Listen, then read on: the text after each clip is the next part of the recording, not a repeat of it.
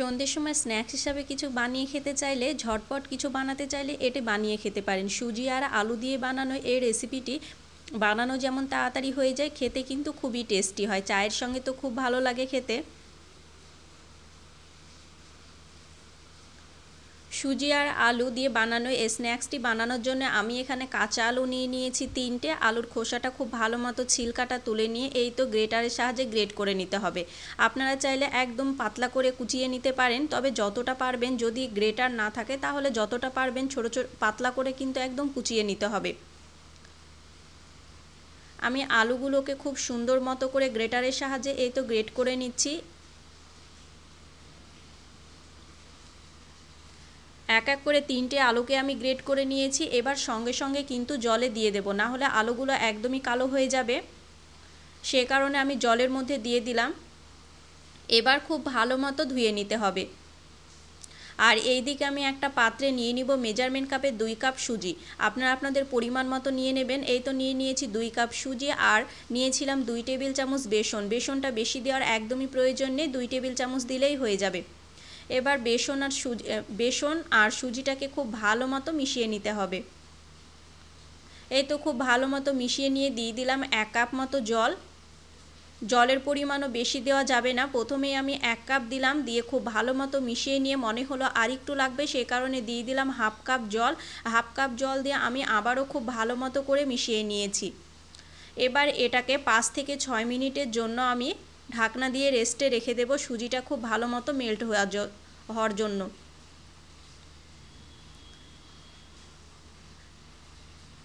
5 থেকে 6 মিনিটের জন্য আমি ঢাকনা দিয়ে ঢেকে রেখে দিয়েছিলাম। সুজিটা খুব ভালো মতো সুন্দর মতো জলের সঙ্গে মেল্ট হয়ে গিয়েছে। আর এবার আমি এক এক করে এর মধ্যে দিয়ে দেব মশলা। দিয়ে দিলাম ফার্স্টে 1/2 টেবিল চামচ লবণ।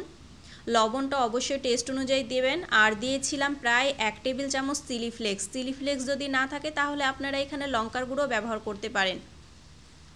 আমি প্রায় 1 টেবিল চামচ মতো দিয়েছিলাম। আর দিয়ে দিলাম 1 টেবিল চামচ চাট মশলা। চাট মশলার পরিবর্তে আপনারা চাইলে আমচুর পাউডারও দিতে পারেন। আর দিয়েছিলাম কিছুটা পরিমাণে কাঁচা লঙ্কা আর কুচানো পেঁয়াজ আর রসুন কুচানো দিয়েছিলাম। এবার যে আলুটাকে আমি খুব ভালো মতো গ্রেট করে নিয়ে ধুয়ে রেখেছিলাম সেটাই দিয়ে দিলাম। এবার সমস্ত কিছুকে খুব ভালো মতো মিশিয়ে নিতে হবে। এই পর্যায়ে যদি আপনাদের মনে হয় আর একটু জলের প্রয়োজন তাহলে আপনারা অ্যাড করে দিতে পারেন। আমি পরবর্তীতে আরও 1/2 কাপ মতো জল দিয়েছিলাম। এই তো খুব সুন্দর মতো করে কিন্তু আমার মেশানো হয়ে গিয়েছে। এবার যে একটা পাত্রে আমি কিছুটা তেল মাখিয়ে রাখবো, যেহেতু এটা পরবর্তীতে আমার কাজে লাগবে। এই তো খুব সুন্দর মতো করে আমি তেলটা মাখিয়ে রেখে দিলাম।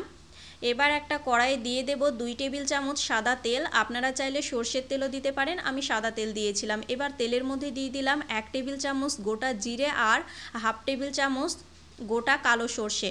কালো সর্ষেটাই ব্যবহার করবেন।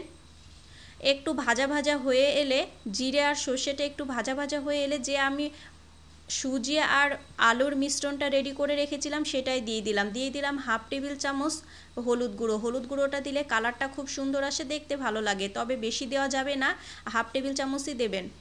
এবার সমস্ত কিছুকে গ্যাসের আঁচটা মিডিয়াম ফ্লেমে রেখে খুব ভালো মতো নেড়েচেড়ে নিতে হবে। দেখুন আমি কিন্তু খুব সুন্দর মতো করে নেড়েচেড়ে নিয়ে শুকনো করে নিয়েছি। আর এটাকে এইরকমই শুকনো করে নিতে হবে।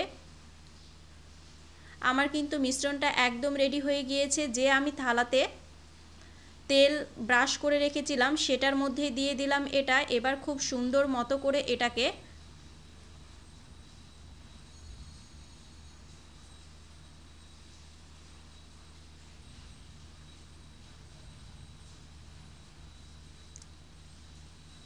এটা যেন কাটা যায় সেই রকমভাবে আমি এটাকে খুব ভালো মতো সরিয়ে নিলাম। এবার একটা ছুরিতেও আমি কিছুটা তেল যে ছুরিটায় কেটে নেব সেই ছুরিটা তো আমি কিছুটা তেল ব্রাশ করে নিয়েছি, মানে তেল মাখিয়ে নিয়েছি যেন কাটা খুব সুবিধা হয়।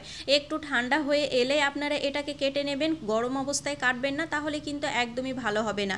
এবার চৌকো আকারে আমি পিস করে নিয়েছি। এই তো খুব সুন্দর মতো করে চৌকো আকারে পিস করে নিতে হবে। চৌকো চৌকো করে কেটে নিয়েছি। এবার এগুলোকে তেলের মধ্যে ভেজে নিলেই কিন্তু নাস্তাটা একদম রেডি হয়ে যাবে। আমি একটা প্যানের মধ্যে সাদা তেল বসিয়েছিলাম, তেলটাকে খুব ভালো মতো গরম করে নিয়ে গ্যাসের আঁচটা মিডিয়াম ফ্লেমে রেখে কিন্তু আপনাদেরকে ভেজে নিতে হবে। তেলটা অবশ্যই খুব ভালো মতো গরম করে নেবেন। কিছুক্ষণ মিডিয়াম ফ্লেমে ভাজার পর আপনারা শেষের দিকে হাই ফ্লেম করে ভেজে নেবেন। এগুলো ভাজতে একটু সময় লাগে, সময় নিয়ে ভেজে নেবেন। খেতে কিন্তু খুবই ভালো হয়। ওপর থেকে একটা ক্রিপসি ভাব না আসা পর্যন্ত কিন্তু আপনাদেরকে ভেজে নিতে হবে। এই তো খুব সুন্দর মতো করে উল্টিয়ে পাল্টিয়ে লাল লাল করে ভেজে নিলে রেডি হয়ে যাবে। আমার পকোড়াটা কিন্তু একদম ভাজা হয়ে গিয়েছে আর রেডি হয়ে গিয়েছে। দেখে কি লোভনীয় লাগছে না? খেতে কিন্তু খুবই টেস্টি হয় চায়ের সঙ্গে। আপনারা একবার হলো বানিয়ে খেয়ে দেখতে পারেন। আর বাড়িতে বানালে আমাকে কমেন্ট করে জানাতে একদমই ভুলবেন না। আমি এক এক করে সমস্তগুলো কিন্তু বানিয়ে নিয়েছিলাম। এই তো সবগুলোই আমার বানানো হয়ে গিয়েছে।